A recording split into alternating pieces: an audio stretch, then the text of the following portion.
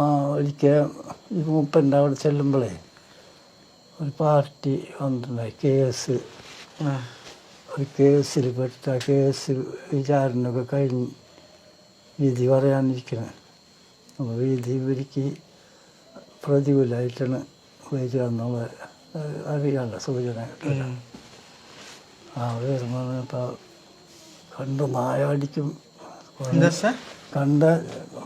നായാടിക്കും കാഫറിന് അന്തധികാരം വിധിക്കാൻ നായാടിക്കും കാഫറിന് അന്തധികാരം വിധിക്കാൻ അത് ഞാൻ വിധിച്ചിരിക്കുന്നു.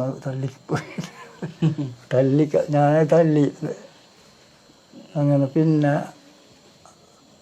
അത് അങ്ങനെ കഴിഞ്ഞ് പിന്നെ ചെല്ലുമ്പോൾ ഈ കക്ഷി അവിടെ വന്നിട്ടുണ്ട്.